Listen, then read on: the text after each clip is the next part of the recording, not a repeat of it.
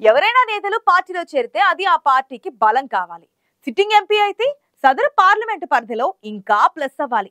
మరి ఆ ఎంపీ రాక ఆ జాతీయ పార్టీకి కలిసొస్తుందా? ఆ నేత రాకపై కేడర్ ఎందుకు కుతకుతలాడుతోంది? ఇందుకు ఎవరా లీడర్? ఏం ఆ పార్టీ?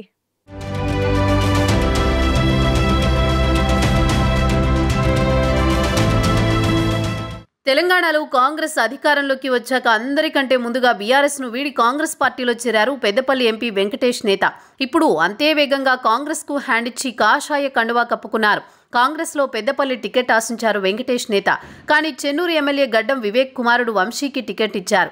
అప్పటి నుంచి కాంగ్రెస్ లో ఉక్కపోత ఫీల్ అయిన ఆయన బీజేపీలోకి వచ్చేశారు.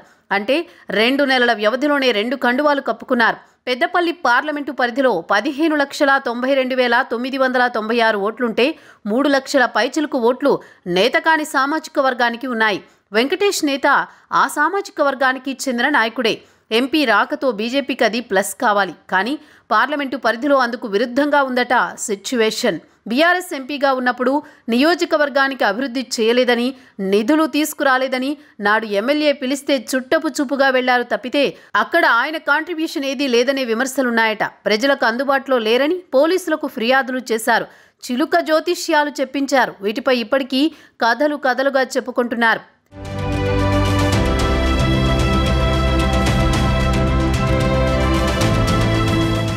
సొంత సామాజిక వర్గంలోనూ వెంకటేష్ నేతపై వ్యతిరేకత ఉందని చెబుతారు. ఎంపీగా ఆయన అనుసరించిన వైఖరే ఈ అపవాదుకు కారణంగా చెప్పేవాళ్లు ఉన్నారు. ఈ నియోజకవర్గంలో నేత కాని సామాజిక వర్గం ఓట్లే కీలకం. ఇప్పుడు వెంకటేష్ నేత బీజేపీకి రావడంతో ఆయనపై ఉన్న ప్రతికూల ప్రభావం బీజేపీపై కూడా కనిపిస్తుందా అనే సందేహాలున్నాయట. ఇక్కడ ఇంకో గమ్మత్తు ఉంది. బీజేపీ ఎంపీ అభ్యర్థి గోమాసే శ్రీనివాస్ కూడా నేత కాని సామాజిక వర్గమే. కానీ వెంకటేష్ నేత రాకతో సీన్ మారిందని అభిప్రాయపడుతున్నారట. ఆ మధ్య వెంకటేష్ నేత కాంగ్రెస్లో చేరినప్పుడు అధికార పార్టీ ఎమ్మెల్యేలు అధిష్టానంపై ఆగ్రహం వ్యక్తం చేశారట. తమకు కనీసం సమాచారం ఇవ్వకుండా ఎలా చేర్చుకుంటారని నారాజయ్యారట.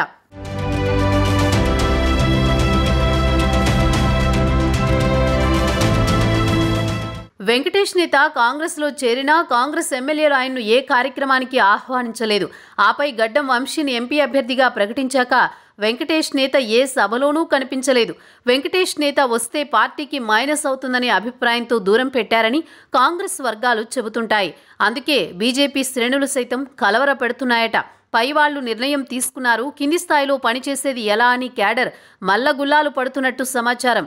ఈ సెగ వెంకటేష్ నేతకు తాకిందో ఏమో దిద్దుబాటు చర్యలు చేపట్టారు. బీఆర్ఎస్లో ఉన్న సమీకృత విధానాల వల్ల తాను పార్లమెంటు ప్రజలకు సేవ చేయలేకపోయానని చెప్పుకొస్తున్నారట ఎంపీ. 19 ఏళ్లు ఇంకా సర్వీస్ ఉన్న గ్రూప్ 1 ఉద్యోగాన్ని వదిలి రాజకీయాల్లోకి వచ్చింది పదవుల కోసం కాదని తన వాదనగా వినిపిస్తున్నారు వెంకటేష్ నేత. ప్రధాని మోదీతోనే సమన్యాయం జరుగుతుందనే ఏకైక కారణంతోనే బీజేపీలో చేరినట్టు తెలిపారు. మరి వెంకటేష్ నేత వివరణకు ప్రజలు, బీజేపీ కార్యకర్తలు సంతృప్తి చెందుతారో లేదో, బీజేపీకి ఈ ఎంపీ చేరిక ఏ మేరకు ప్లస్ అవుతుందో చూడాలి.